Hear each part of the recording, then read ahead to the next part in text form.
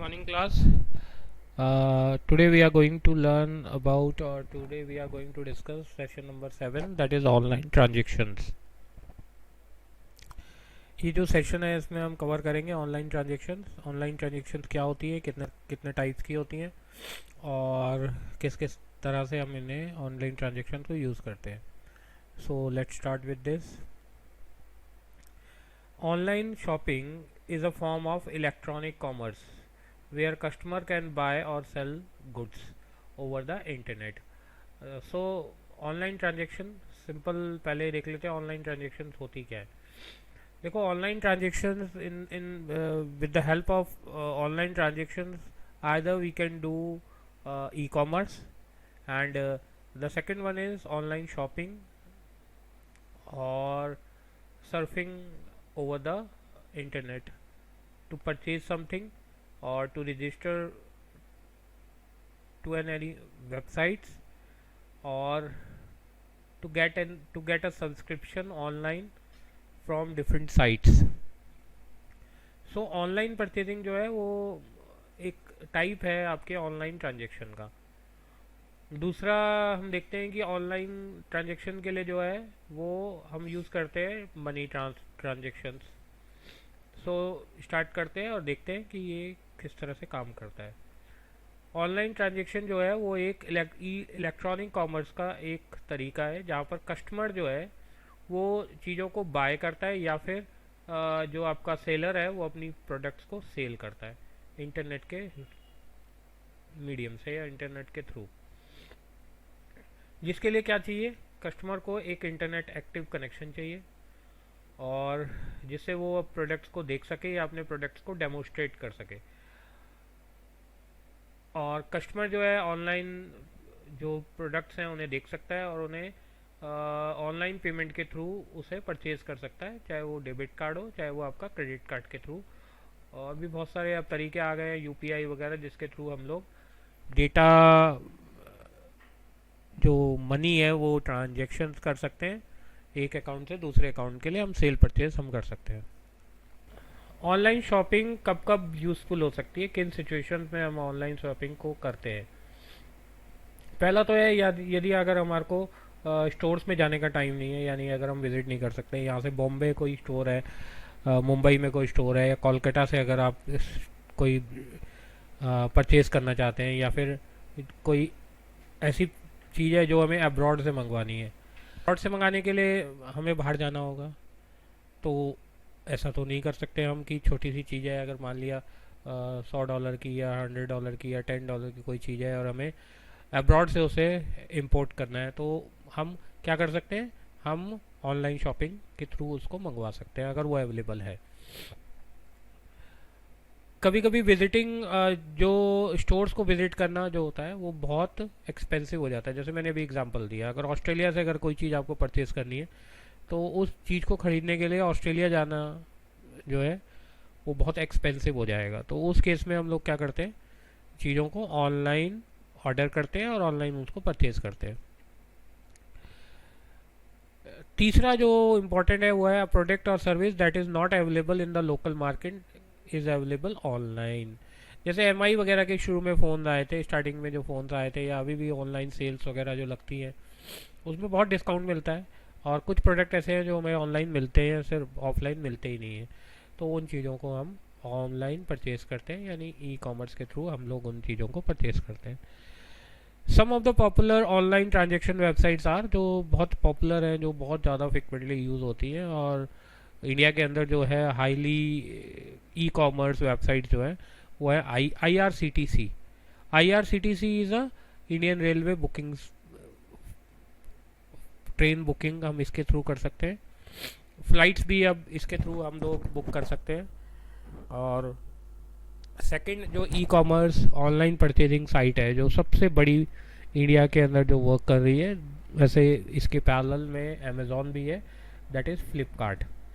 एक और international online shopping और साइट है जिसमें हम लोग प्रोडक्ट को सेल और परचेज़ कर सकते हैं, दैट इज़ ईबे।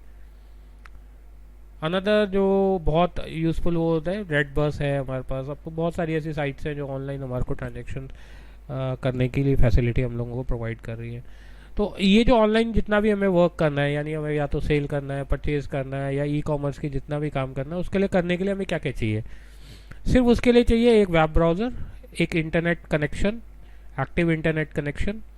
और अगर आप कहीं पर भी पैसे का लेन देन या पैसे आपको ट्रांसफ़र करना है, मनी का कोई भी इन्वॉल्वमेंट हो रहा है, तो उसके लिए आपको वैलिड क्रेडिट कार्ड या डेबिट कार्ड चाहिए, या फिर और कोई सपोर्ट जिसके थ्रू आप लोग सब्सक्रिप्शन ले सकें, या फिर मनी को एक जगह से दूसरी जगह या शॉपिंग आप लोग कर सकें। कुछ वेबसाइट्स होती है जो आपको कैश ऑन डिलीवरी की फैसिलिटी भी प्रोवाइड करती है, और जिसमें होता यह है कि प्रोडक्ट जब डिलीवर होता है तो उस समय हमें उसको पैसा हमें देना होता है, बट इट इज़ सिमिलर। अब यहाँ पर जो हम देखने जा रहे हैं वो है online transaction using Flipkart. Flipkart जो है ऑनलाइन स्टोर है जहाँ से हम लोग पे सेल और परचेज जो हम लोग कर सकते हैं, जिसमें बहुत हाईली वैरायटीज़ जो है वो इलेक्ट्रॉनिक गुड्स की, बुक्स की, एसेसरीज़ की, डिजिटल कैमराज, मोबाइल फ़ोन, और बहुत सारे पेरिफेरल्स जो भी है कंप्यूटर के, जैसे प्रिंटर, कीबोर्ड, माउस, हम लोग इसे ऑनलाइन परचेज कर सकते हैं। नेक्स्ट जो है Flipkart offers multiple payment methods, जो कि वो देती है हमारे को, जैसे क्रेडिट कार्ड के थ्रू, डेबिट कार्ड के through, internet banking, net vouchers वगैरह ये लोग सपोर्ट करते हैं। फ्लिपकार्ट को यूज़ करने के लिए क्या चाहिए? वही सिंपल है, अगर आपको एक इंटरनेट एक्सप्लोरर या फिर क्रोम, एक वेब ब्राउज़र हमें चाहिए, जिसमें हम www.flipkart.com करके एड्रेस बार में उस वेबसाइट को ओपन कर लेते हैं। जब हम वेबसाइट को ओपन करते हैं तो पेज ऐसे आ जाता है, आप सभी ने देखा है वैसे लगभग, बट जिसने नहीं देखा है तो वो विज़िट कर सकता है, www.flipkart.com पे विज़िट करें तो ये पेज आपको अपीयर होगा। और सबसे पहली बात, इस वेबसाइट पे सेल या परचेज कुछ भी करने के लिए आपको सबसे पहले एक अकाउंट बनाना होता है। उस अकाउंट में आपके पास या तो आपका फेसबुक या गूगल अकाउंट से भी आप लॉगिन कर सकते हैं, बट अच्छा ये रहेगा कि आप अपना ईमेल एड्रेस और पासवर्ड डाल के अपना एक साइन अप करके एक अकाउंट क्रिएट कर लें। जैसे ही आप अपना एक अकाउंट क्रिएट कर लेंगे तो आपको लॉगिन करने के लिए बोलेगा, आप अपने यूज़र नेम पासवर्ड से इसमें लॉगिन कर जाएंगे। तो उसके लिए आपको एक जो चाहिए वो सिर्फ एक ईमेल, वैलिड ईमेल चाहिए, और एक पासवर्ड आप लोग क्रिएट करेंगे, जिससे आप फिर उसमें आप अब बहुत सारे आपके पास प्रोडक्ट इसमें अवेलेबल होते हैं, तो कैटेगरीज़ के थ्रू आप लोग सर्च करेंगे और वहाँ से अपने अपने प्रोडक्ट को आप सेलेक्ट करेंगे। सेलेक्ट करने के बाद इसमें एक ऑप्शन होता है जिसे हम बोलते हैं add to cart. Cart means एक शॉपिंग लिस्ट जो आप बना लेते हैं जिसको आपको परचेज करना है, एंड ऐड टू कार्ट करने के बाद आप प्लेस ऑर्डर पे क्लिक करते हैं। As soon as you will click on place order, बाकी की ट्रांजेक्शन डिटेल्स आपके पास आ जाती हैं, जैसे कि आपकी एड्रेस डिटेल्स वो आपसे मांगता है, और ऑनलाइन ट्रांजेक्शन के लिए वो आपसे पूछता है कि आपको क्या करना है। तो फ्लिपकार्ट है वो आपको कैश ऑन डिलीवरी की फैसिलिटी देता है, यानी आप जब आपका प्रोडक्ट आपके पास आ जाएगा तो उसके बाद आप उसके पैसे को, मनी को आप दे सकते हैं, जो भी आपका डिलीवरी बॉय आपको डिलीवर करने आएगा। ठीक है, तो इसी तरह की बहुत सारी वेबसाइट्स हैं जो अवेलेबल हैं मार्केट में, जैसे अमेज़ॉन हो गई, और बहुत सारी जैसे ट्रेंड्स है, रिलायंस ट्रेंड्स आ गया है, और बहुत सारी ऐसी वेबसाइट्स हैं जो ऑनलाइन आपको फैसिलिटी प्रोवाइड कर रही है शॉपिंग वगैरह करने के लिए। नेक्स्ट जो हमें एग्जांपल देखना है वो है online transaction for booking rail tickets. Railway के जो टिकट्स हम लोग बुक करते हैं, जो वेबसाइट जो मैंने अभी आपको नाम दिया IRCTC, IRCTC के लिए भी आपको वैसे ही करना है। ब्राउज़र में आप जाके लिखेंगे irctc.co.in, आप इसको, ये वेबसाइट आ जाती है आपके पास। आजकल अलर्ट चल रहा है कोविड की वजह से, तो ये नई बुकिंग नहीं ले रहा है तो बंद है, बट फिर भी स्टिल जब ये चलती है तो ये वर्क करती है। IRCTC वेब ब्राउज़र में आपको ओपन करना है, एंटर कर देना है, उसके बाद ये पेज आपको इस तरह से अपीयर होता है। सिमिलरली जैसे अभी फ्लिपकार्ट में मैंने आपको बताया कि आपको लॉगिन के लिए एक अकाउंट क्रिएट करना है, इसमें भी आपको ऐसे ही एक लॉगिन क्रिएट करना होता है, बट इसमें फॉर्मेलिटीज़ बहुत ज़्यादा है। इस तरह से जैसे ही आप साइन अप करते हैं तो ये आपसे आपकी डिटेल्स पूछता है, जैसे आपका name, email address, phone number, Aadhaar card, email ID, phone, सब कुछ लेके आपको OTP के थ्रू आपको एक अपना अकाउंट क्रिएट करना होता है। जैसे ही आपका अकाउंट क्रिएट हो जाता है उसके बाद आप लॉगिन करते हैं। लॉगिन करने के बाद आप जर्नी प्लान करते हैं।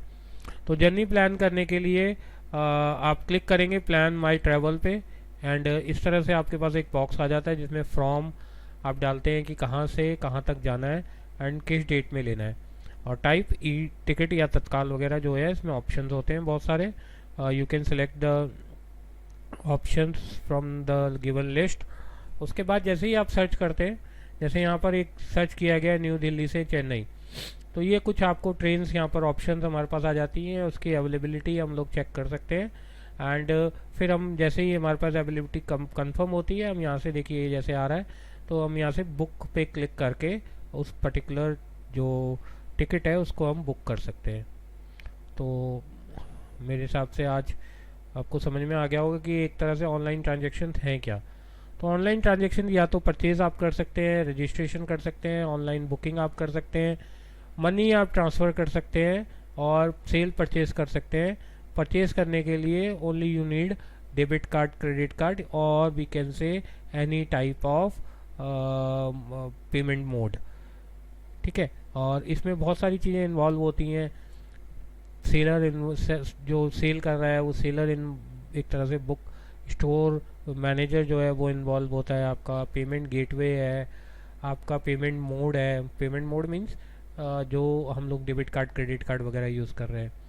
और आजकल कुछ वेबसाइट आपको कैश ऑन डिलीवरी की फैसिलिटी भी दे रही है, बट IRCTC वगैरह अगर कहीं आप सब्सक्रिप्शन ले रहे हैं तो उसमें कैश ऑन डिलीवरी का कोई ऑप्शन नहीं होता है। हाँ, UPI आप यूज़ कर सकते हैं, it's a new trend, and जिसके थ्रू आप लोग कर सकते हैं। ठीक है, तो आज के लिए बहुत है इतना।